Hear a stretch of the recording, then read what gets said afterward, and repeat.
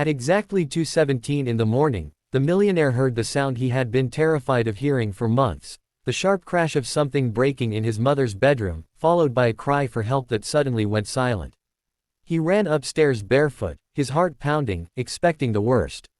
But when he opened the bedroom door, he found his 78-year-old mother sitting on the floor beside her overturned wheelchair, staring at the broken porcelain cup near her feet. Her eyes were wet, but she was not crying from pain. She was crying because she had finally stopped believing that anyone would stay. For the 9th time in less than 6 months, another professional caregiver had left his mother's room in tears. And for the 9th time, his mother had refused to let another stranger care for her. But neither of them knew that the 10th woman walking into that mansion the next morning would change far more than the old woman's health. She would change the millionaire's understanding of family, loyalty, and what it truly meant to care for someone. If you believe that kindness can heal wounds money never can, and that everyone deserves a second chance, take a moment to like this story, share it with someone who needs a little hope today, leave a comment, and subscribe to Kindness Speaks. Your support helps us bring more stories about compassion, courage, and the unexpected people who change our lives. For 3 years, Daniel Whitmore had built his life around one simple idea: if something could be solved with money, it could be solved quickly. At 39, he owned a chain of luxury hotels, several technology investments, and a glass-walled mansion overlooking the city. Business magazines called him disciplined. Financial reporters called him brilliant. His employees called him demanding. People who had known him before his success remembered something different. They remembered a young man who had once worked nights washing dishes while caring for his mother in a tiny apartment, a young man who had promised her that one day she would never have to worry about anything again. Daniel had kept that promise financially. What he had failed to give her was the one thing she had wanted most: his time. His mother, Eleanor, had been the center of his world when he was growing up. She had raised him alone after his father disappeared when Daniel was only 6. She worked mornings at a bakery, cleaned offices in the afternoons, and sometimes took sewing jobs late into the night. Daniel remembered waking before sunrise and seeing her standing at the kitchen counter, rubbing her aching wrists while preparing his lunch. She never complained. She simply smiled whenever she noticed him watching. Whenever Daniel asked why she worked so much, she would tell him that some people were given easy roads and others were given difficult ones, but a difficult road did not mean a meaningless journey. Years later, when Daniel became wealthy, he bought her the biggest house she had ever seen. It had 12 bedrooms, marble floors, a private elevator, a garden designed by a famous landscape architect, and a quiet library filled with books she loved. He thought he had given her everything.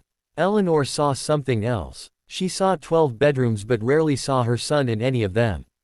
Then came the fall. Eleanor had been carrying a basket of folded laundry down a short staircase when her foot slipped. The fall damaged her hip and weakened her left side. Doctors said she could recover with physical therapy and proper care, but recovery would take patience. Daniel heard the word patience and immediately began searching for the best caregivers money could buy. The first caregiver was a highly trained woman named Patricia, who arrived with impressive references and 15 years of experience. Eleanor refused to let her help with breakfast on the second day. Patricia tried to persuade her, but Eleanor turned her face toward the window and said she did not want to be treated like an object. Patricia lasted 4 days. The second caregiver was younger and cheerful, always smiling and speaking in a bright voice. Eleanor disliked the exaggerated cheerfulness. She told Daniel that the woman smiled as though she were performing for an audience. Daniel thought his mother was being difficult. The caregiver left after 1 week. The third was an experienced nurse who followed every medical instruction perfectly. Yet she spent most of her time checking her phone between tasks. Eleanor noticed. She always noticed. After 5 days, she asked Daniel to send her away. The fourth caregiver was gentle but frightened by Eleanor's stubbornness. The fifth was efficient but impatient. The sixth was kind but constantly talked about how expensive the mansion was. The seventh treated Eleanor like a child. The eighth tried to become her friend too quickly. The ninth had excellent credentials but spent more time discussing Eleanor's care with Daniel than actually listening to Eleanor. 9 caregivers. 9 failures. And after each one, Daniel became more frustrated. He began telling himself that his mother was impossible to please. But late at night, when he walked past her bedroom and saw her sitting alone beside the window, he wondered whether the problem was really the caregivers. Perhaps his mother was not rejecting people. Perhaps she was waiting for someone who understood what she needed. One rainy Tuesday morning, Daniel stood in the kitchen staring at 9 neatly arranged caregiver files spread across the counter. He was exhausted. His phone kept vibrating with business messages, but for once he ignored them. He looked toward the hallway and saw his mother's wheelchair slowly approaching. Eleanor stopped several feet away. She looked at the folders and then at him. Daniel expected another argument. Instead, she quietly asked him to sit down.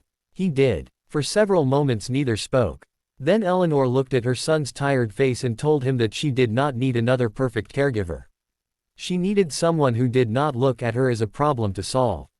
She needed someone who would sit with her when she was frightened, someone who would let her be angry without becoming offended, someone who would understand that losing independence was frightening. She told Daniel that every person he had hired had walked into the house carrying a list of tasks. She wanted someone who would walk into the house carrying a heart. Daniel did not know what to say. He had spent thousands of dollars searching for qualifications and almost no time asking what his mother actually wanted. That afternoon, his assistant gave him the resume of a woman who had applied for the position but had not included impressive hospital credentials.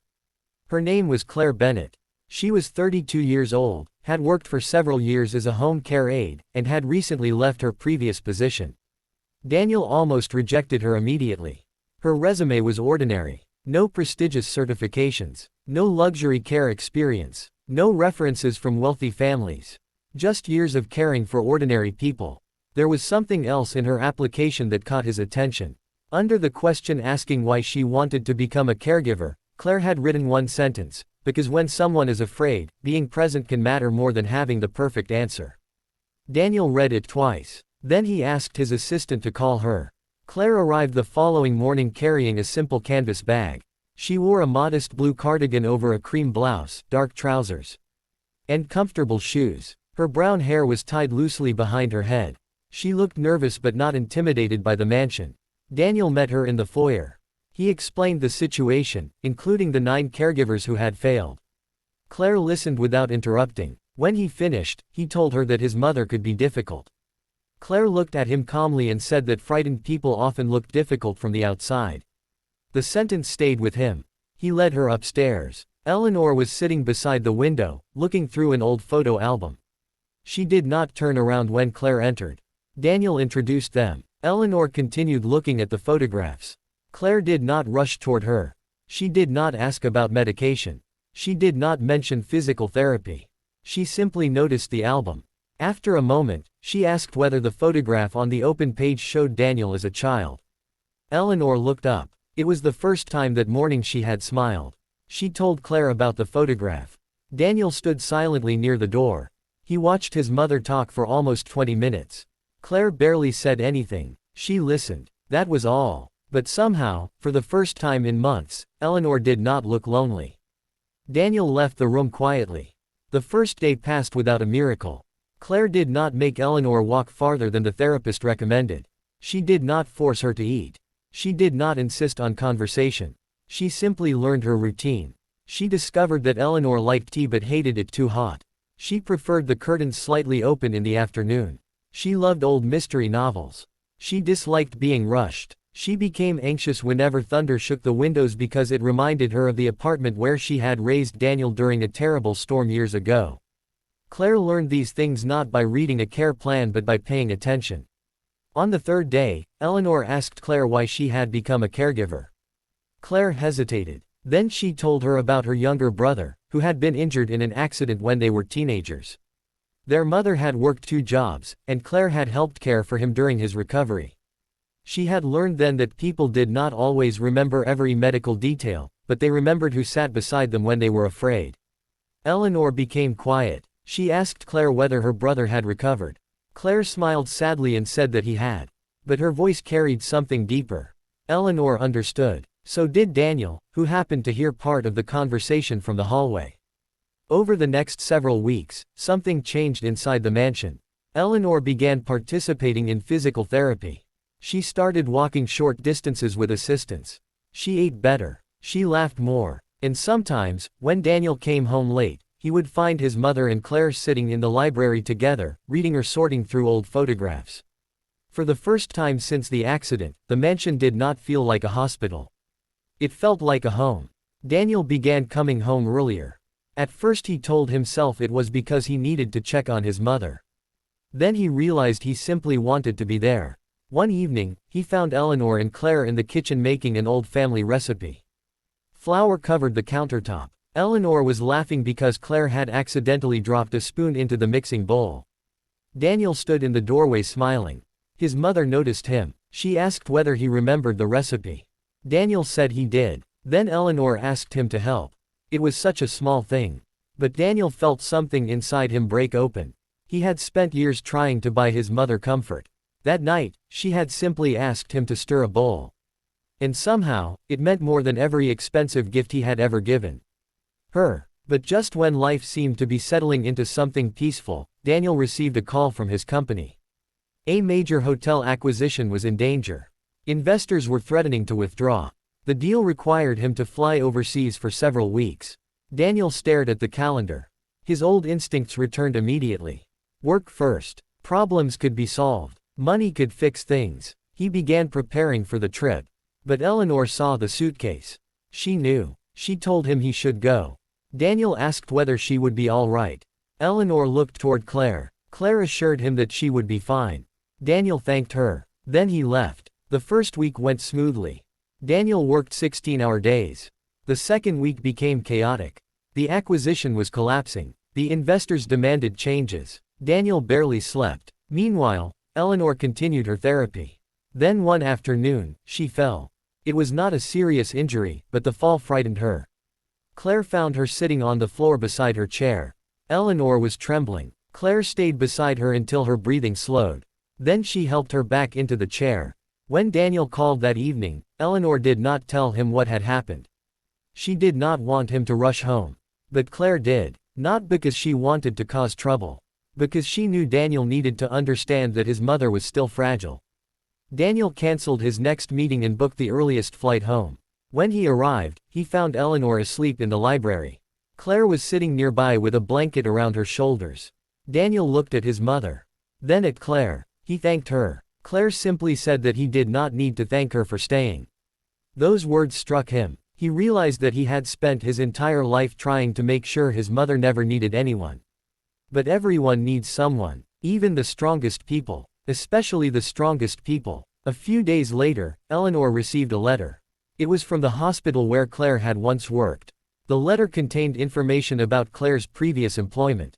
Daniel read it by accident while searching for another document. He discovered that Claire had not simply left her previous job. She had resigned after refusing to falsify a report about an elderly patient who had been neglected by another employee. Claire had reported the incident. The institution had tried to discourage her. She refused. The investigation eventually proved her concerns were correct. Daniel looked at Claire differently after that. He understood why her resume had seemed ordinary. She had chosen integrity over convenience. And suddenly, the reason his mother trusted her became obvious. Claire did not care about wealthy people.